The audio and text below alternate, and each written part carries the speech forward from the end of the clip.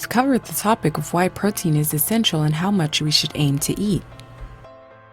In this video, we'll go deeper in how to eat more protein and from what sources. When you first start with this diet, you'll probably have difficulty getting the daily recommended protein amount. This is totally natural, and we all have the same challenge. That's why I want to show you some ideas and things you can do to help you get enough protein. The first thing you should know is that protein quality differs significantly between different sources. For example, protein from broccoli has much lower quality than protein from eggs. It is called the amino acid score. Basically, what it means is that the higher the score, the more beneficial amino acids the protein consists of are. For example, you can only use some of the broccoli protein because it doesn't have many amino acids that make up our muscles. Simultaneously, eggs, for example, have the complete coverage of amino acids in our body to use them for everything. But the amino acid score isn't all there is to it. We also have to consider what comes with the protein. There's never just lean protein in nature. For example, if we eat processed meats like sausages, we get processed fats and potentially harmful additives. As for eating salmon, we get pure protein with excellent quality omega fats. So the first thing you should learn is to fill your diet with higher amino acid score protein from quality sources. What are these?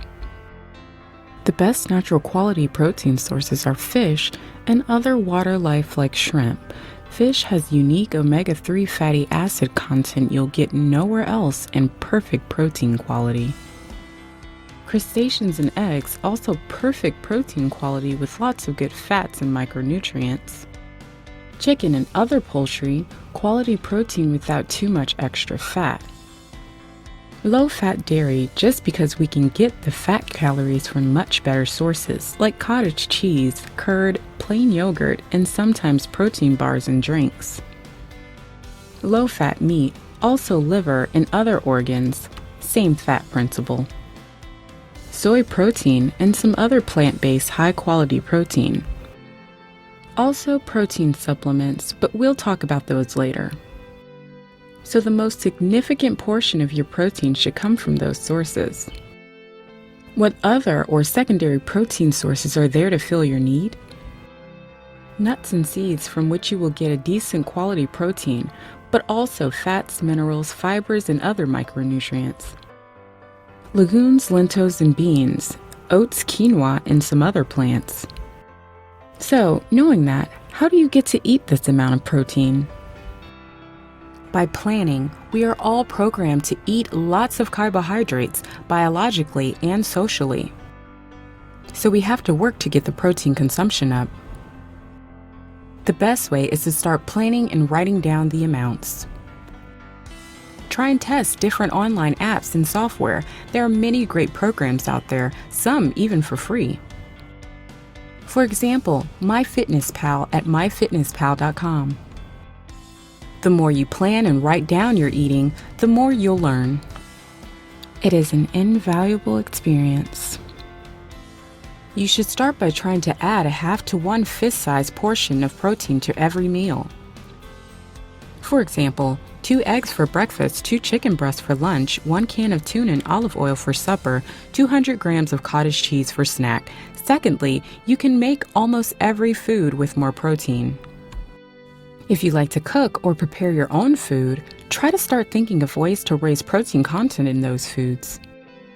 For example, when making oatmeal for breakfast, you can add a spoonful or 2 chocolate protein powder to it, or even dump a skillet.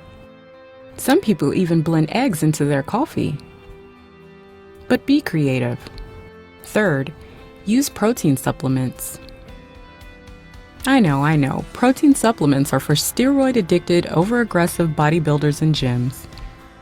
Protein supplements are a nice way to cover the protein need when nothing else comes to mind.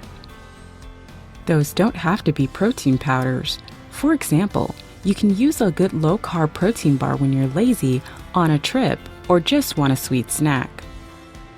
There are also protein muesli, protein puddings, protein smoothies, and a big variety of protein powders. Keep at least some options in your kitchen cupboard or workplace lunchroom. So there are ways to add protein to your diet.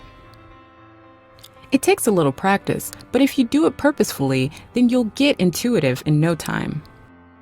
On the other hand, if you just try to eat more protein without an effort, you probably won't get enough.